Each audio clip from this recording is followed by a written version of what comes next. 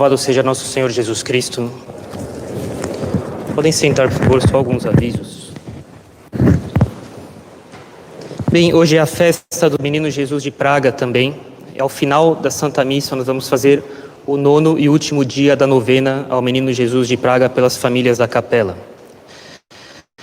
Também, lembrando as regras para receber a Sagrada Comunhão, é necessário ser católico, batizado, sem mistura de outras práticas ou religiões, sem pecado grave na consciência, pelo menos 1 hora de jejum antes da comunhão e estar modestamente vestido, né? Ombros e joelhos cobertos, tudo entre os dois. As roupas devem ter mangas, também não devem ser justas, não devem ser coladas e devem, se tem rendas, transparências, elas não podem ser nas partes em que devem estar cobertas. Para a comunhão, pedimos que se respeitem as marcações aqui na mesa de comunhão e não é necessário mover a cabeça, o padre dará a comunhão com toda tranquilidade, isso evita acidentes, né? De cair a hóstia, porque a pessoa mexeu a cabeça. Em nome do Pai, do Filho e do Espírito Santo. Amém. Ave Maria, cheia de graça, o Senhor é convosco. Bendita sois vós entre as mulheres, e bendito é o fruto do vosso ventre, Jesus.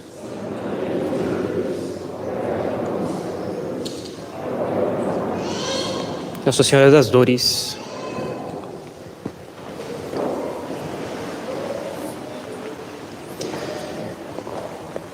Bem, na festa do Sagrado Nome de Nosso Senhor, nós vamos partir de coisas que nós já conhecemos e que parecem um pouco triviais, mas nós vamos depois nos encaminhar para algumas conclusões que são bastante importantes. Bem, o nome de Jesus significa Salvador. Isso se vê quando no Evangelho de São Mateus é escrito assim, na anunciação do anjo para Nossa Senhora, ele se chamará Jesus, pois ele salvará o seu povo. Uma pessoa que não conhecesse hebreu, que não conhecesse em que língua o anjo fala com Nossa Senhora, não entenderia qual é a função dessa palavra pois, nessa frase. Essa palavra pois indica uma consequência, uma ligação entre o que é dito depois com aquilo que foi dito antes. Ele se chamará Jesus, pois ele salvará o seu povo. Ele se chamará Salvador, pois ele salvará o seu povo. É isso que o anjo Gabriel disse para Nossa Senhora. A palavra salvação, no sentido original, etimológico dela, se aplica à vida física. A palavra salvação, nas línguas em geral, ela se aplica à salvação da vida física, de escapar de morrer com morte física.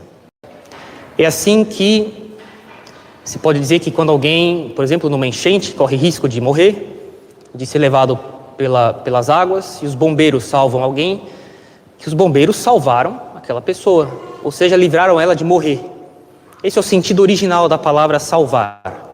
É proteger alguém de morrer, livrar alguém de perder a vida física dela. Bem, isso por analogia, por semelhança, foi aplicado também na vida sobrenatural, no que diz respeito à nossa salvação eterna, no que diz respeito à nossa vida eterna. A pessoa se salvar na religião significa que ela foi livre de morrer, mas de morrer de uma morte sobrenatural, de ser privada de um certo tipo de vida. E a pessoa que se salva, ela conquistou um certo tipo de vida, uma vida que é uma participação nela, ela ter recebido de Deus, numa certa medida, a vida eterna que Deus tem nele mesmo.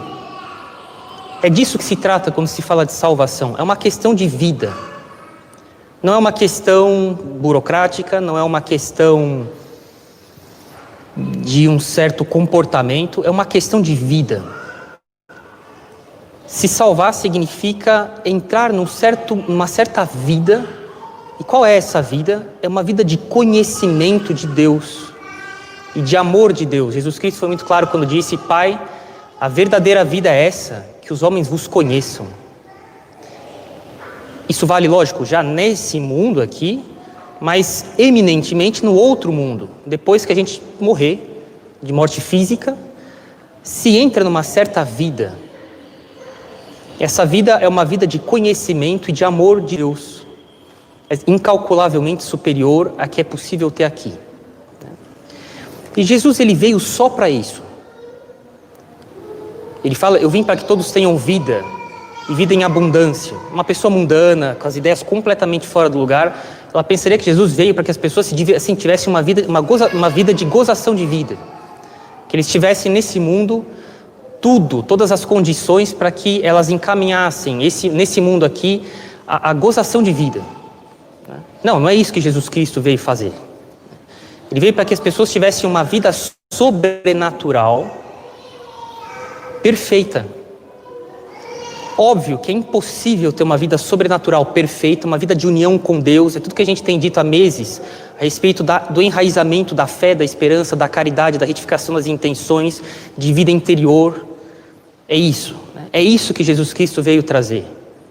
É óbvio que isso exige retificação da nossa vida natural, que a gente pode chamar de higiene de vida, a gente pode chamar de uma organização de vida mais razoável, ou razoável mesmo, né?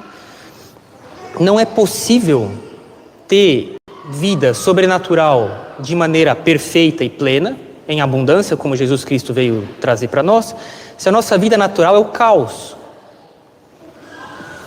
Uma pessoa, por exemplo, que tem um certo modo de levar a vida dela, em que ela considera, ela tem essa visão das coisas, né? Que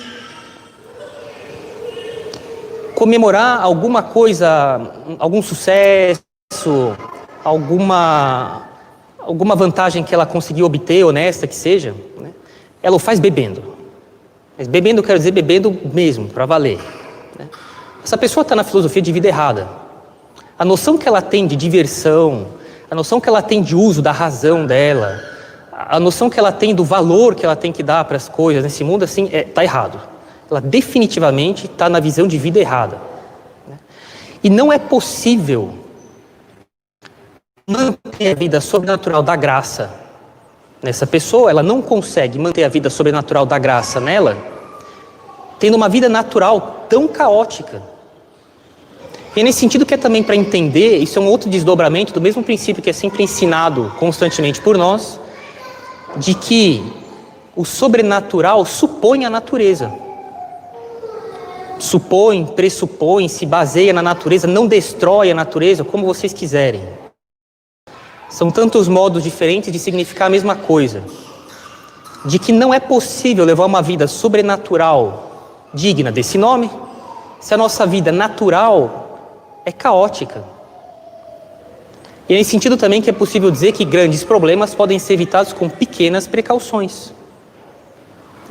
A vida espiritual que Jesus Cristo veio trazer para nós, a vida sobrenatural de Deus na alma, essa vida das 3 virtudes teologais, ela funciona em nós, vou fazer uma comparação, não é como engenharia mecânica, é como engenharia elétrica.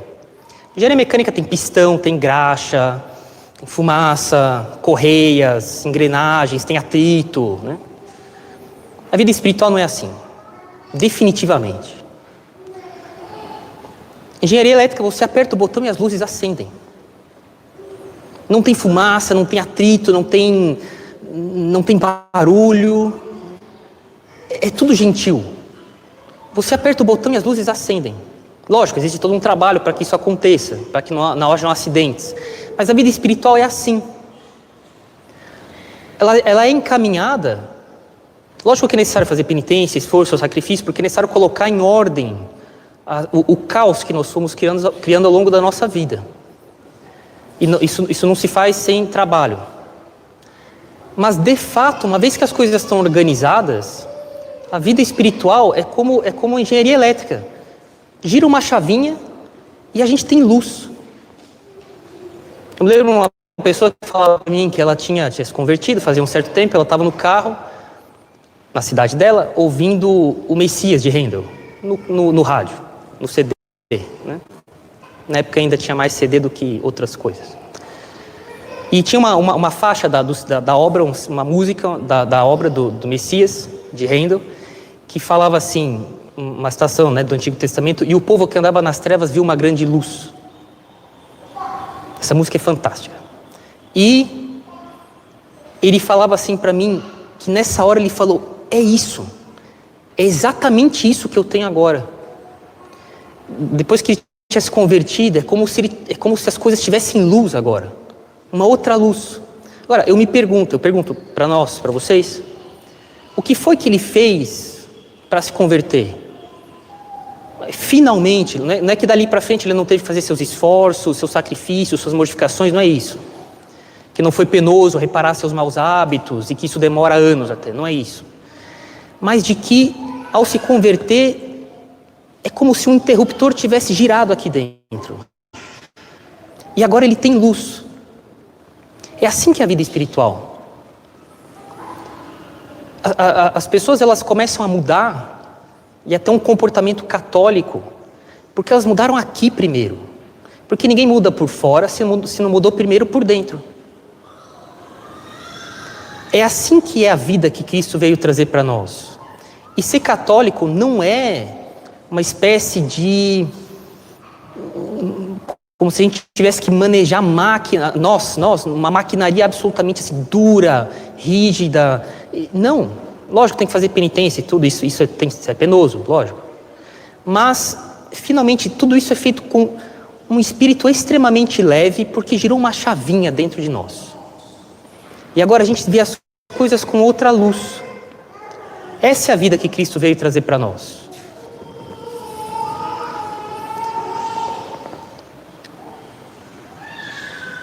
E a partir daqui, que Jesus Cristo veio nos salvar, é só para isso que ele veio, só para isso. Esse é o centro da nossa vida, é a vida de Jesus Cristo, é salvar as pessoas, dar para elas um acesso que nunca mais vai deixar de ser possuído pelas almas no céu, a uma certa vida, uma vida de conhecimento e de amor por Deus, porque isso é a vida. A verdadeira vida é conhecer a Deus e amá-lo. Que Jesus Cristo, que faz com que a gente conclua que Jesus Cristo é o único modelo de vida católica e também é necessário dizê-lo para os não católicos. Jesus Cristo, ele não é só um modelo de vida, ele não é só fonte de verdades para quem é católico, é para todo o gênero humano.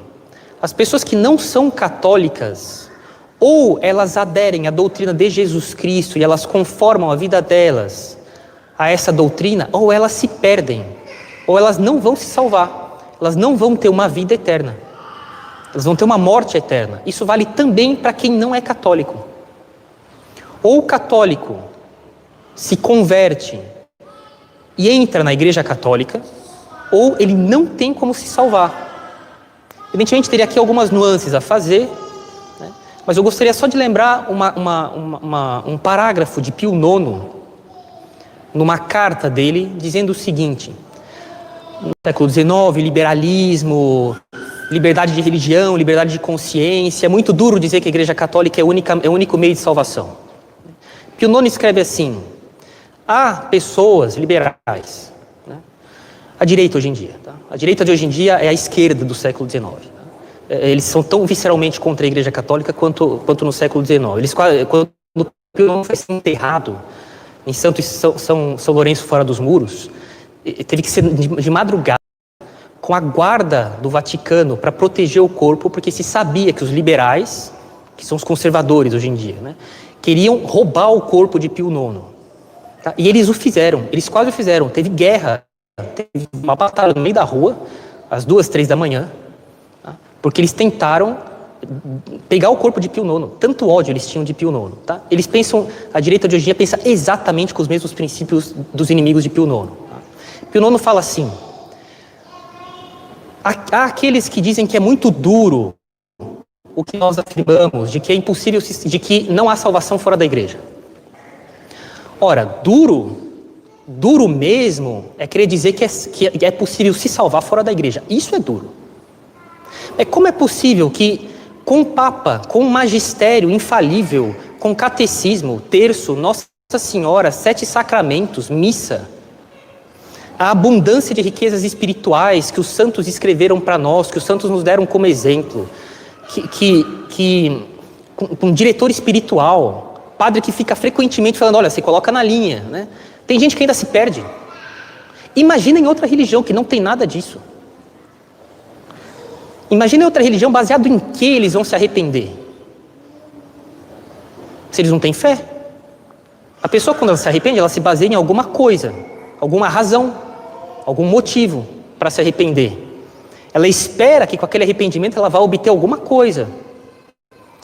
Como é possível ter fé e esperança em outra religião? Mas não é possível isso daí. É impossível. Não existe fé, porque só existe uma fé, a fé católica. Não é possível ter meios necessários para a salvação em outra religião. Isso é necessário ter bem claro na nossa mente, senão nós somos liberais. E liberalismo é pecado. Tá? Tem um livro sobre isso, vale a pena ler, de Dom Sardá e Salvani, O Liberalismo é Pecado. Recomendo muito que leiam. Esse livro é de uma atualidade assim, patente. Né? Hoje em dia, justamente, reina uma grande confusão. Jesus Cristo, ele é o único doutor do gênero humano. Ele é o único mestre, ele é o único professor do gênero humano, ele é o único exemplo do gênero humano. Mais ninguém. Definitivamente. Do contrário, nós estamos assim realmente metidos numa confusão caótica.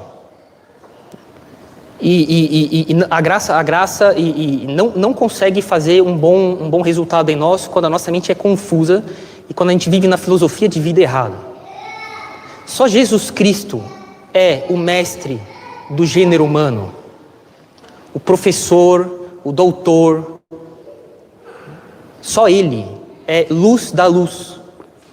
Ele é quem ilumina todo homem que vem nesse mundo, mais ninguém. São Paulo é muito claro, se alguém, ainda que pareça um anjo do céu, vier ensinar alguma coisa diferente do que nós ensinamos, ele seja excomungado. Nós ensinamos o que Jesus Cristo ensinou. Isso é necessário ter bem claro. Eles brincam demais com a salvação da alma. Tem todo tipo de pecado. Se tem uma coisa que realmente deixa o céu preocupado, mas bem mais do que pecados assim, de injustiça social, de pecados contra a castidade, tá? Tudo isso é grave, tá? Isso, também quem faz essas coisas, São Paulo é claro, não se salva, tá? Mas se tem uma coisa que realmente deixa o céu assim, em pânico, entre aspas, são pecados contra a fé. Porque se a pessoa perde a fé, baseado em que ela vai se apoiar para se arrepender? No que ela vai esperar? Se as coisas que nós devemos esperar e que, portanto, nos movem a nos arrepender, por exemplo, ou a querer progredir na vida católica, a se unir mais a Deus, nos são ensinadas pela fé. Que Jesus Cristo veio ensinar para nós para nos salvar, porque é para isso que Ele veio. E é por isso que Ele tem esse nome dele de Salvador, Jesus. Só existe Jesus Cristo como modelo e mestre, doutor e salvador das pessoas. E hoje em dia reina uma grande confusão. É aterrorizante. É incrível. Eu falo do fundo do meu coração. É desolador ver a confusão em que as pessoas estão metidas. É generalizado. Eu falo de nós. E ainda mais das pessoas que se afastam do catolicismo. A confusão é realmente a melhor expressão que resume o mundo em que a gente vive. A confusão. E é desolador. Eu lembro de um padre no seminário, ele falava assim, ele era de fora, vocês são membros do Instituto Bom Pastor, o Bom Pastor vai atrás da ovelha perdida e vocês vão ver em que buraco as ovelhas são capazes de se meter. É a mais pura verdade. É desolador ver o tamanho da confusão em que as pessoas vivem hoje em dia. Santa Teresa tem um poema, Santa Teresa d'Ávila, né? Não há paz na terra porque não há Cristo na terra. É um verso desse poema dela. Ela tem razão, esse é o problema. de que as pessoas elas procuram todo tipo de orientação de vida, de luz. Como é que eu faço para educar meus filhos? Como é que eu faço com tal caso? Né? Com pessoas que não são Jesus Cristo. Esse é o problema. É desolador. Quando a gente tem que lidar, de fato, pessoalmente, sem intermediários, nós padres, com casos em que as pessoas são o modelo da confusão.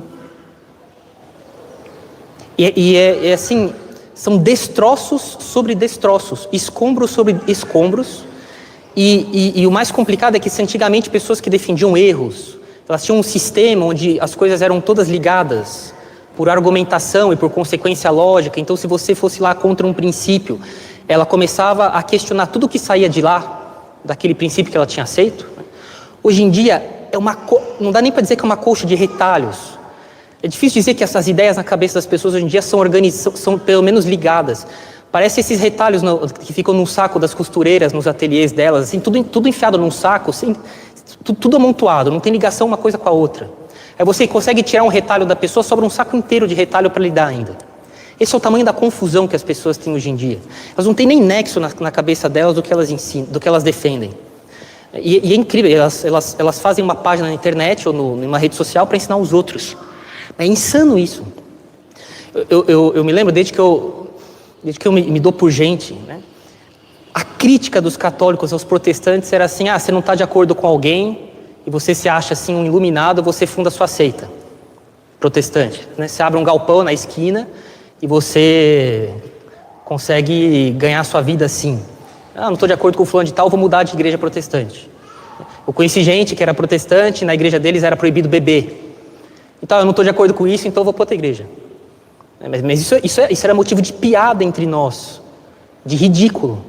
Né? O que um católico faz hoje em dia? Não estou de acordo com tal pessoa, vou fundar minha página no Instagram. É exatamente o que um protestante faz. Mas ao invés de ser com uma loja física, com um edifício físico, é com uma página na internet. Com uma conta. Exatamente o mesmo princípio. E assim como a gente sempre disse que essa era a causa da confusão entre os protestantes, porque não tinha dois pastores que se entendiam em tudo, por causa disso, não há dois católicos que se entendem hoje em dia, porque eu não estou de acordo com o fulano de tal, eu acho que eu tenho que ensinar tal coisa para alguém, então eu faço a minha rede social. E a verdade é que o catolicismo foi sendo protestantizado por esse caos de rede social, que faz com que as pessoas se comportem como protestantes, cada um querendo ensinar os outros, e achando que ele assim é inspirado pelo bom senso. É o caos, é definitivamente o caos. Né? Tamanho o problema, e a gente sabe disso, mental, que essas coisas causam nas pessoas, que chega a ser espantoso de ver que os órgãos de saúde, por exemplo, não têm uma intervenção em cima das redes sociais. As pessoas estão tão preocupadas atualmente, efeitos colaterais, como é possível que os órgãos de saúde tolerem esse tipo de remédio, né? Tem uma coisa que causa problemas psiquiátricos, mas de classificação médica, em abundância, que se chama rede social. E é espantoso ver órgãos de saúde não tomarem nenhuma providência em relação a isso. Eu fico espantado. E é justamente nas mesmas redes sociais que as pessoas ficam criticando efeitos colaterais de outras coisas, que são incalculavelmente mais brandas do que a sua rede social causa nas pessoas. Esse é o tamanho da confusão. E é só uma fatia da confusão em que nós vivemos, porque não tem Cristo na Terra. Essa é a verdade. Eu me lembro desde que eu comecei a me dar por gente, eu aprendi o que é a doutrina católica lendo livros. Não tinha rede social, não tinha internet direito. Quando eu era criança, as páginas na internet eram de órgãos oficiais, governamentais, as pessoas não tinham suas páginas pessoais. Isso manteve as pessoas lúcidas até um certo tempo. Isso é um grande problema, porque, de fato, as pessoas se comportam como se elas fossem ao modo de pastores protestantes, que ao invés de fundar a sua seita física num edifício, fundam sua página na rede social. Eu gostaria de exortar, de fazer uma exortação, mas do fundo do coração, e também dar um certo puxão de orelha, bem paternal. Se embrenhar por esses caminhos não leva ninguém a uma vida verdadeiramente católica. Produz todo tipo de confusão. Porque, de fato, quem ensina cada um de nós a ser católico é Jesus Cristo. Ele é o modelo. Quem é o intérprete autorizado da doutrina de Jesus Cristo é o magistério da Igreja Católica. Não é uma página na rede social. E eu gostaria de repetir mais uma vez. Agir do modo como nós agimos é, de maneira assim, vergonhosa, fazer exatamente o que os protestantes fazem na vida real, com as seitas deles, o mesmo modo de comportamento, mas agora nas redes sociais. E o que era motivo de deboche entre os católicos há algumas décadas é o que nós fazemos hoje nas redes sociais. Isso está errado, isso tem que parar. A gente tem que fazer parte da solução e não do problema. É uma vergonha ver sacerdotes se deixando formar mais ou menos por pessoas que têm a pretensão de dizer o que Jesus Cristo ensinou. É inacreditável isso aí. Jesus Cristo disse, ide e ensinar, e foi para os sacerdotes. Não foi para leigos sem missão. As pessoas acham hoje em dia inacreditável. Bem, infelizmente, alguns maus exemplos de padres acabam favorecendo isso, mas não justifica. As pessoas acham que no seminário os padres ficam vendo mosca derrapar no ar. Ficam sem fazer nada. É irônico, mas uma vez eu estava na universidade e eu cheguei atrasado para pegar uma coisa e eu falei assim, me desculpa o atraso, mas é porque ser padre e estudar aqui é um pouco pesado, né? Aí ele falou, a universidade é puxada, né? Mas ele falou com toda a naturalidade, não foi irônico não. As pessoas acham que os padres não fazem nada. Que elas não têm, eles têm a função de animar as pessoas, de manter o sentimento religioso particular de um grupo privado da religião dele. Inacreditável isso daí. E muitos católicos pensam assim. E eles acabam achando assim que, finalmente, eles têm mais competência entre eles do que vindo de um padre. Que não é só uma questão de estudo, é uma questão de graça de Estado. Enfim. Pois bem, é um puxão de orelha paternal, né? Fujam desse caminho, desse modo de encaminhar a vida católica. É a raiz, uma raiz importante da confusão que reina entre nós. Porque, de fato, nós nos comportamos como protestantes nas redes sociais. Pululam páginas e páginas, como pululam seitas protestantes, porque é exatamente do mesmo modo que os católicos têm se comportado hoje em dia. E só Jesus Cristo, por meio do magistério eclesiástico, é que forma as almas para a vida verdadeiramente católica. Vocês tenham sempre isso muito claro. Só Jesus Cristo é o meu modelo de vida. Só Jesus Cristo ensina verdades. É o que São Pedro falou. Jesus Cristo falou assim, podem ir embora, né? Vocês também não estão de acordo com o que eu disse, né? Podem ir embora. São Pedro falou, Senhor, para onde iremos? Só o Senhor tem palavras de vida eterna. E isso tem que ser mais refletido entre nós, tem muita lacuna aqui. Né? Nós nos comportamos como protestantes, enquanto que é só Jesus Cristo que é capaz de dar salvação para nós. Isso tem que ser concreto no nosso modo de comportamento. Fujam desses falsos profetas e desses causadores de confusão que são a quase totalidade do que tem na internet. Quem forma as almas é Jesus Cristo por meio do magistério eclesiástico. Em nome do Pai, do Filho e do Espírito Santo. Amém.